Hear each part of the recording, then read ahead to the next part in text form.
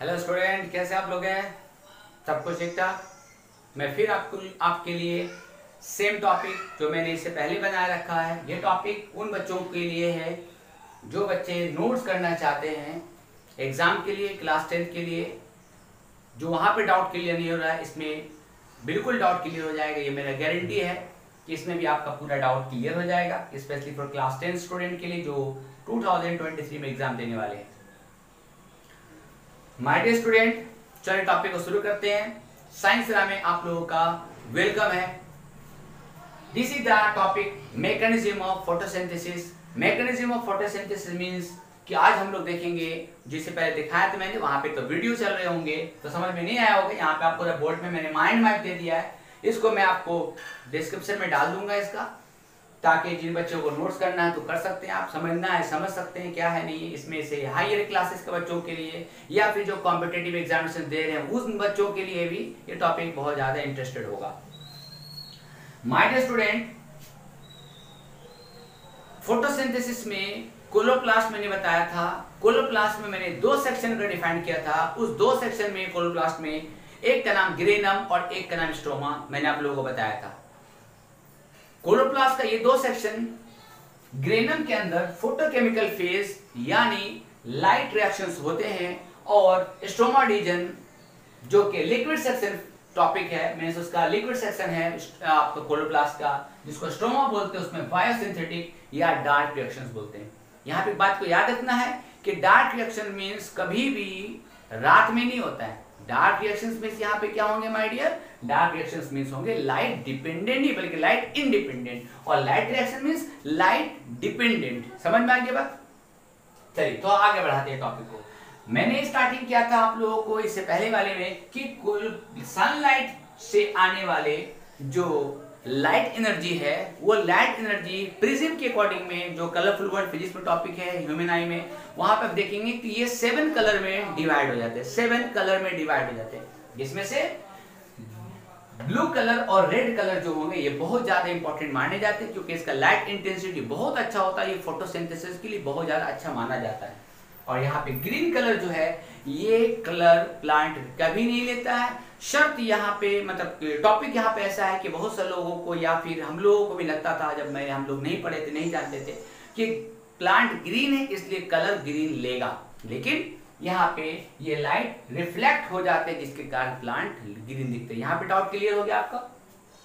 दूसरा पॉइंट कि ब्लू और रेड कलर प्लांट एब्जॉर्ब करते हैं, क्योंकि आपके एनसीईआरटी में एक रिएक्शंस लिखे हुए हैं 6CO2 plus 12H2O in the presence of sunlight by the help of chlorophyll converted into glucose C6H12O6 plus 6 oxygen plus 6 water, जो कि वाटर इवापोरेट हो जाते हैं bye the process of transpiration through stomata. Stomata के through ये निकल आते हैं, ठीक है ना। यहाँ पे बात मैं आपको बताने जा रहा हूँ कि प्लांट जो ऑक्सीजन रिलीज करते हैं, ये क्वेश्चन आता है बहुत बार क्लास 10th में और हायर एग्जामिनेशन में भी, कि plant releases oxygen, this oxygen come from which raw material. Raw material means carbon dioxide और वाटर को रॉ मटेरियल बोलते हैं, याद रखना आप लोग, और oxygen as a by product. तो by product comes out by the process of photosynthesis by which raw material either carbon dioxide और वाटर। तो यहाँ पे आपका ये डाउट क्लियर करूंगा। दूसरा point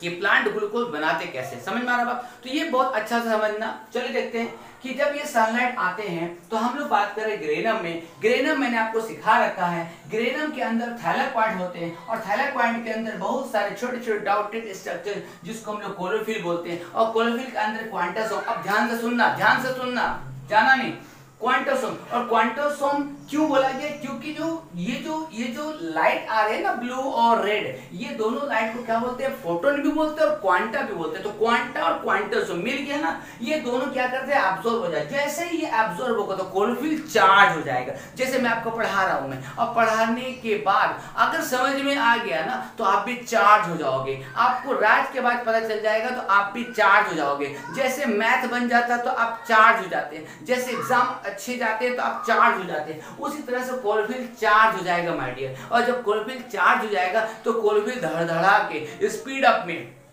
releases electron means releases energy, वो एनर्जी छोड़ना शुरू कर देगा। ये कौन सा एनर्जी है भाई? ये वही एनर्जी है जो प्लांट सनलाइट के प्रेजेंस में ले रहा है। और ये एनर्जी छोड़ने के बाद तो एनर्जी जाएगा कहाँ? तो फिर इसी गिरेनियम सेक्शन में, उसी थैलेकॉइड में एडीपी नाम का एंजाइम प्रेजेंट होंगे। याद रखना, एडीपी नाम का एंजाइम प्रेजेंट होंगे और वो फॉस्फेट को अपने साथ जोड़ने के लिए एनर्जी की जरूरत पड़ेगी, मतलब एनर्जी खोज रहा होगा। तब क्लोरोफिल बोलेगा हेलो भैया I am coming, means I am sending electron. तो बोलेगा ठीक है भेजो, जस्ट क्यों? क्योंकि मैं एडीपी फॉस्फेट को जोड़ना चाहता हूं, क्योंकि एटीपी बनाना है मुझे।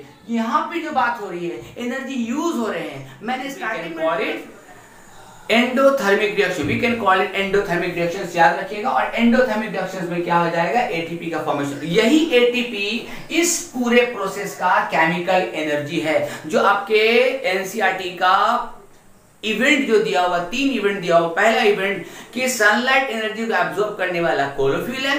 Point number 2, chlorophyll convert light energy into chemical energy. तो ये एटीपी केमिकल एनर्जी किसके थ्रू बना? क्लोरोफिल जो सनलाइट को एब्जॉर्ब किया, उसने एनर्जी को लिबरेट किया और इस एनर्जी की मदद से एडीपी और फॉस्फेट ऐड होके एटीपी मींस एडेनोसाइन ट्राइफॉस्फेट बना। अब बात आते हैं, फिर भी अब ये इधर से काम चल रहा है, दूसरी ओर ये लाइट एनर्जी इतना ज्यादा पावरफुल होगा कि जो पानी प्लांट ट्रांसपोर्टेशन के थ्रू रूट हेयर से ले लेंगे उस वाटर को, ये एनर्जी मींस ये सनलाइट एनर्जी जो है इस वाटर मॉलिक्यूल को ब्रेक कर देगा। जो आपके सेकंड नंबर पॉइंट एनसीईआरटी में लिखा हुआ कि water molecule broken down into hydrogen and oxygen and this process is known as photolysis of water in biology and chemistry, hydrolysis of water. और यहाँ पे ये वाटर टूट जाएगा और टूटने के बाद यहाँ पे क्या निकलेगा? ऑक्सीजन। और ये ऑक्सीजन माय डियर स्टोमाटा के थ्रू बॉडी से बाहर आ जाएगा, जैसा कि हम जानते हैं फॉर अस, हम लोगों के लिए ऑक्सीजन। यहाँ पे आपका डाउट क्लियर हो गया कि ऑक्सीजन, प्लांट ऑक्सीजन जो रिलीज करता है वो कार्बन डाइऑक्साइड से नहीं माय डियर, बल्कि वो वाटर के टूटने से होता है। तो पॉइंट नंबर 2 क्लियर हो गया। अब बात करते हैं कि ये जो हाइड्रोजन आयन जो रिलीज हुआ वाटर के टूटने से, वो कहाँ जाएगा? मैं एक बात बता दूं, एक राज की बात बता रहा हूं मैं। ये हाइड्रोजन जो है एक तरह का क्या है भाई? एक सबसे इंपॉर्टेंट टॉपिक है आपके इस लाइट रिएक्शंस का। और दूसरा टॉपिक क्या है भाई? एटीपी। तो बात समझिएगा, यहाँ पे एटीपी जो गिरेनियम में क्लोरोफिल के द्वारा बनाया जा रहा है और ये हाइड्रोजन जो वाटर के टूटने के द्वारा बनाया जा रहा है, और ये दोनों साथ ही साथ कहाँ निकले? कहाँ से निकलेगा? गिरेनियम से निकलेगा। और ये किधर की ओर जा रहा है भाई? किधर की ओर जा रहा है? ये स्टार की ओर जा रहा है। तो आपको यहाँ पे मैं एक बात बहुत छोटा सा एक कॉमेडी टाइप का बता रहा हूं मैं, कि मतलब कि पंडित जी और इधर से लड़के मीन्स दूल्हा बनाया जा रहा है। अब यहाँ पे बात करूं मैं हाइड्रोजन, बस थोड़ा सा रुकेंगे आपको। अब हाइड्रोजन की क्या किया जाएगा? हाइड्रोजन को मतलब दूल्हा को तो ऐसे ही तो लेके नहीं जाया जाएगा, उसको कपड़े पहनाए जाएंगे, उसको मेहंदी लगाए जाएंगे, उसको सजाया जाएगा, माला पहनाया जाएगा, बहुत सारा चीज किया जाएगा। तो यहाँ पे एनएडीपी, जैसे यहाँ पे एडीपी था उसी तरह से एनएडीपी भी एंजाइम जो इसी थाइरोकार्ड में प्रेजेंस हो गए, उस एनएडीपी ने हाइड्रोजन को ग्रैब किया और NADPH2 बन गया। याद रखना, NADP plus H2 is converted into NADPH2, और ये NADPH2 का बनना photo means presence of sunlight, phosphorylation कहा जाएगा, फोटो फोस्फोराइलेशन कहा जाएगा। ठीक है ना। अब ये NADP को अब यहाँ पे बोलेंगे क्लास 10 में इतना कुछ तो है नहीं, तो मैं आपको पहले बता दिया, इससे पहले वीडियो मैंने बता रखा कि देखिए जरूरी नहीं है कि जो टॉपिक आप पढ़ रहे हो वो एग्जाम के लिए जरूरी। मैं आपको यहाँ पे ऑपरेशन करके दिखा रहा हूँ। मैं तो ऑपरेशन में भैया टाइम तो लगेगा, रिस्क तो होंगे, लेकिन हाँ रिजल्ट कन्वर्ट होगा, मीन्स रिजल्ट कंफर्म होंगे, उसके अच्छे रिजल्ट होंगे, कंफर्मेशन हो जाएगा। तो यहाँ पे NADP मतलब लड़का शादी करने को तैयार है। इधर क्या भाई कौन है? इसके बारे में बताया मैंने। इधर कौन है? इधर है पंडित जी रेड्डी। अब दोनों चले, किधर चले? स्ट्रोमा में, मतलब लड़की की यहाँ अभी लड़की कहाँ भाई, तो लड़की को उसकी माँ, मीन्स यहाँ पे RUBP मतलब ये क्या है सर, तो ये एक एंजाइम है, कार्बन डाइऑक्साइड को ले रहा है। कितनी कार्बन डाइऑक्साइड, 6CO2, क्योंकि आपके फॉर्मूला में कार्बन डाइऑक्साइड 6CO2 जो क्लास 7 के बुक में प्रेजेंट है और क्लास 10 की भी बुक में प्रेजेंट है। यहाँ पे 6CO2 मैं इसलिए स्टोरी बना रहा हूं कि 6CO2 यहाँ पे C6 बनने जा रहा है, ग्लूकोज का फॉर्मूला होता है C6। अब अलग अलग कार्बन डाइऑक्साइड को जोड़ना है, अलग अलग कार्बन डाइऑक्साइड को जोड़ना है, तो कार्बन डाइऑक्साइड बोला गया देखो तुमको बनना है ग्लूकोज, तुमको बनना है ग्लूकोज, और ग्लूकोज बनने के लिए आपको 6 कार्बन अलग अलग होना है। तो बोलेगा ठीक है भैया हम तो हो रहे हैं ना, हम तो रेडी हैं, कार्बन डाइऑक्साइड जुटने के लिए तैयार है, हाइड्रोजन भी तैयार है, ये दोनों तैयार है माय डियर। अब यहाँ पे क्या होगा, ये ATP आएगा, एनर्जी रिलीज करेगा। जैसे कैसे, जैसे ADP जुड़ने के लिए एनर्जी एब्जॉर्ब किया गया, उसी तरह से ATP जब ब्रेक डाउन होगा तो एनर्जी रिलीज करेंगे। बात समझ में आ गई बात आप लोगों को। अब ये कार्बन डाइऑक्साइड आपस में जुड़ेंगे, कैसे जुड़ेंगे भाई, जैसे C6 और O6, देखो दोनों में C6 है ना, C6 और O6 ये दोनों जुड़ेंगे। तो जुड़ेंगे तो हाइड्रोजन कहां से आया, हाइड्रोजन कहां गया, अरे लड़का कहां है, पंडित जी रेडी है, लड़की रेडी है, लड़का कहां है, लड़का आ रहा है NADP H2 के फॉर्म में। अब ये NADP जो है H2 को दे दिया, लीजिए भैया लड़का को संभालिए, लड़का को संभालिए, लड़का को बीच में रखिएगा, कार्बन डाइऑक्साइड इधर रहेगा, कार्बन इधर रहेगा, ऑक्सीजन इधर रहेगा, लड़के को बीच में रखना। अब ये हाइड्रोजन बीच में आएगा, कितने हाइड्रोजन आएगा भाई, कितने, 12, क्योंकि कार्बन 6 है, ऑक्सीजन 6 है, तो हाइड्रोजन भी 12 होने चाहिए। अब ये दोनों मीन्स कार्बन डाइऑक्साइड और हाइड्रोजन ऐड होंगे with the help of chemical energy, और ये ऐड होते होते होते by the help of different types of enzyme is converted into glucose. और ये पूरे प्रोसेस जो RUBP से लेकर ग्लूकोज बनने तक पूरे प्रोसेस को we can call it Calvin cycle. और इधर जब हाइड्रोजन दे दिया जाएगा तो NADP वापस फिर से गिरेनम में आ जाएंगे और ATP ब्रेक होंगे, एनर्जी जाएगा, फिर ये वापस ADP और PI में वापस आ जाएंगे, और ये प्रोसेस चलता रहेगा चलता रहेगा चलता रहेगा। और फिर ये ग्लूकोज प्लांट मींस क्लोरोप्लास्ट इस ग्लूकोज को स्टार्च बना के अपने बॉडी में स्टोर कर लेंगे। बात तो क्लियर हो गया आप लोगों को। अब बात कर लेते हैं कि यहाँ पे कि ये स्टोर हो गया पूरी तरीके से, क्लियर हो गया पॉइंट। यहाँ पे कितना ATP यूज होते हैं, तो 80 ATP यूज होते हैं, क्योंकि 18 इलेक्ट्रॉन निकलेंगे। क्यों 18 इलेक्ट्रॉन, क्योंकि 6 हाइड्रोजन को 6 ऑक्सीजन को ऐड कराना है 6 कार्बन के साथ, और साथ में एक्स्ट्रा 12 हाइड्रोजन को बीच में जोड़ना है। तो 12 हाइड्रोजन के लिए 12 इलेक्ट्रॉन हुआ, और 6 ऑक्सीजन और कार्बन डाइऑक्साइड के लिए 6 इलेक्ट्रॉन हुआ, और इस तरह से 12 और 6 मींस 12 और 6 18 इलेक्ट्रॉन आपका रेडी हो गया। यहाँ पे ये बन गया। अब आ जाते हैं हम लोग factor affecting the photosynthesis. Means photosynthesis होने के लिए क्या क्या चाहिए हमारे डियर, तो पहला पॉइंट सनलाइट, ये बहुत जरूरी है, क्योंकि हम लोग पढ़ रहे हैं, क्या पढ़ रहे हैं भाई, हम लोग पढ़ रहे हैं मैकेनिज्म फोटोसिंथेसिस, जिसमें फोटो मींस ही होता लाइट की आवश्यकता है, कि लाइट रहेगा तब भी काम चलेगा, लाइट नहीं रहेगा तब भी काम चलेगा। अब यहाँ पे बात हो गया कि लाइट नहीं रहेगा तब क्यों काम चलेगा भाई, तो मैंने आपको बताऊं कि बहुत सा प्लांट ऐसे हैं जो रात में फोटोसिंथेसिस करते हैं, बहुत सारे ऐसे प्लांट है जो रूम के अंदर रहते हैं वो फोटोसिंथेसिस करते हैं। वो कैसे प्लांट लेते हैं, या तो वो बल्ब से ले लेते हैं, या फिर वो लाइट रिफ्लेक्टिव लाइट को ले लेते हैं। और ये लाइट जो है वायलेट होगा या ब्लू होगा, इसका इंटेंसिटी बहुत कम होता है, जिसके कारण उसके फोटोसिंथेसिस प्रोसेस बहुत कम होते हैं। मतलब शेड रीजन पे रखा हुआ प्लांट बहुत धीरे धीरे बढ़ता है, लेकिन वही प्लांट अगर सनलाइट में आ जाए तो वो प्लांट बहुत फास्ट से बढ़ता है। तो ये बात आप लोग पहले से ही जानते होंगे। और तीसरा पॉइंट है कार्बन डाइऑक्साइड, और चौथा पॉइंट है वाटर, क्योंकि अगर कार्बन डाइऑक्साइड नहीं रहेगा तो C6 और O6 कहां से आएंगे, और अगर वाटर नहीं रहेगा तो फिर क्या हो रहा है कि फिर वो H2 कहां से आएंगे, मींस H12 कहां से आएंगे। तो बात समझ में आ गई होगी आप लोग। और लास्ट पॉइंट जो है significance of photosynthesis. Significance of photosynthesis में प्लांट जो है ऑक्सीजन देते हैं, क्योंकि हमको पता है दुनिया में सबसे ज्यादा इंपॉर्टेंट इंसान के लिए अगर कुछ है तो वो है ऑक्सीजन, जो प्लांट देते हैं, जो बिना स्वार्थ के प्लांट देते थे। इसके लिए हम लोगों को उसको हमेशा बचाते रहना है। दूसरा पॉइंट, प्लांट ऑक्सीजन तो देते हैं, साथ ही साथ क्या होता है वो फूड भी देते हैं हम लोग, है ना। ये बात तो जानते हैं आप लोग, या तो फिर रूट्स के फॉर्म में या फ्रूट्स के फॉर्म में में या लीव्स के फॉर्म में या सीड के फॉर्म में, ये सारे फॉर्म में हम लोगों को हमेशा फूड प्रोवाइड करते रहते हैं। और साथ ही साथ कि अगर प्लांट मर जाता है, जल जाता है, खत्म हो जाता है, डेड हो जाते हैं, तो वो फिर मुझे फ्यूल भी देते हैं। तो यहाँ पे बहुत सुंदर सा लाइन है, मुझे याद आ रहा है। पहले मैं आपको बता दूं, स्ट्रोमा के अंदर डार्क रिएक्शन इसलिए है क्योंकि लाइट रिएक्शन में लाइट अब्सॉर्ब करके एटीपी और एनएडीपी बनाया जाता है, लेकिन स्ट्रोमा में लाइट की कोई आवश्यकता नहीं, क्योंकि डार्क रिएक्शन में क्या बोला जाता है, लाइट इंडिपेंडेंट रिएक्शन, मतलब यहाँ पे लाइट की कोई आवश्यकता माय डियर नहीं है।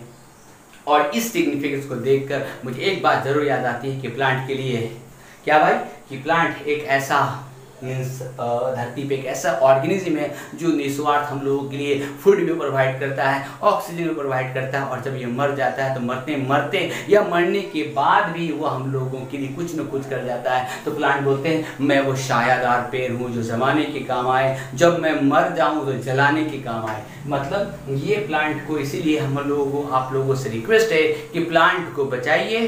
प्लांट बचेगा तो हम लोग बचेंगे, प्लांट बचेगा तो दुनिया बचेगा, प्लांट नहीं तो कुछ भी नहीं। क्योंकि अब जितने बड़े आप हो जाए, आईएएस ऑफिसर हो जाए, आप डॉक्टर बन जाए, इंजीनियर बन जाए, कुछ भी बन जाए, ऑक्सीजन लेना जरूरी है। क्योंकि 1 मिनट भी आप ऑक्सीजन आप रोक के देख लीजिए, आप 2 मिनट रोक के देख लीजिए, आपको औकात पता चल जाएगा कि आपके पास सब कुछ होते हुए भी कुछ भी नहीं है। इसलिए प्लांट को होना बहुत जरूरी है। तो माय डियर, ये मैंने आप लोगों के लिए जितना ज़्यादा मुझसे हो पाया मैं आपके लिए लेकर आया ये इम्पोर्टेंट टॉपिक। क्योंकि इसी टॉपिक को मैं आपको इससे पहले जो बना हुआ है वहाँ पे अगर समझ में नहीं आया, इस टॉपिक से आप बहुत कुछ सीख सकते हैं कि ऑक्सीजन कहाँ से आ रहे हैं, वाटर कैसे निकल रहा है। क्योंकि वाटर बोलेंगे सर यहाँ पे वाटर कैसे बाहर निकल रहा है, तो मैंने बोला यहाँ पे समझिए एक बात को, 6CO2 है, तो 6CO2 यहाँ पे अगर 6CO2 लेंगे तो यहाँ पे देख लो ऑक्सीजन कितना हो गया माय डियर, केमिस्ट्री के अकॉर्डिंग ऑक्सीजन 12 हो गया, इसका 6 ऑक्सीजन 6 यहाँ पे यूज हो जाएगा और 6 ऑक्सीजन जो है ये बाहर निकल आएंगे। मतलब O2 6 O2 मींस 6 ऑक्सीजन जो है ये बाहर निकल आएंगे, और हाइड्रोजन जो है ये भी 6 हाइड्रोजन, मतलब कि वो बाहर आ जाएंगे। तो इस तरीके से क्या होगा, हर बार में वाटर ब्रेक होके बाहर निकलते रहेगा। ये लंबा प्रोसेस, ये सब चीज़ हम लोग जानने की जरूरत, क्योंकि इसमें बहुत सारा टॉपिक ऐसे भी मैंने बता दिया जो क्लास 10th में नहीं जानना जरूरी है, लेकिन मैं इसलिए बता दिया क्योंकि बहुत सारे बच्चे, जैसे मैं जब बच्चा था, मैं जब छोटा बच्चा था, मेरे दिमाग में बहुत सारा क्वेश्चन रहता था कि ये कैसे हुआ, वो ये कैसे हुआ। ठीक है, मैं क्लास 10th में हूँ, लेकिन मुझे इसमें इच्छा है, मैं चाहता हूँ कि ये कैसे हो रहा हो। तो क्लास 10 के अकॉर्डिंग मैं आपके लिए रखा हो। तो हो सकता है ये वीडियो किन्हीं के लिए बोरिंग हो, लेकिन मुझे पूरा उम्मीद है कि किन्हीं के लिए वीडियो बहुत अच्छे होंगे, क्योंकि पढ़ने वालों के लिए अच्छी अच्छी चीज़ें होती हैं, है ना। बहुत सीक्रेट चीज़ होती है जो जानना चाहते, जो पढ़ना चाहते लाइफ में, लेकिन जो पढ़ना नहीं चाहते, जिनको नोट्स चाहिए, तो वो नोट्स उतार भी सकते हैं। ठीक है, तो कैसा लगा मेरा वीडियो, शेयर कीजिए, लाइक कीजिए, कमेंट्स कीजिए, और अच्छा लगे तो आप दूसरे को बताइए। और जिनमें डाउट है, जो प्रॉब्लम्स में, तो हो सकता है मेरे वीडियो बनाने में कुछ पॉइंट छूट गया हो, तो आप मुझे कमेंट्स कीजिए ताकि दोबारा वीडियो लेकर आऊँ तो उसमें सारा पॉइंट को एक्सप्लेन करूँ। तब तक के लिए गुड बाय।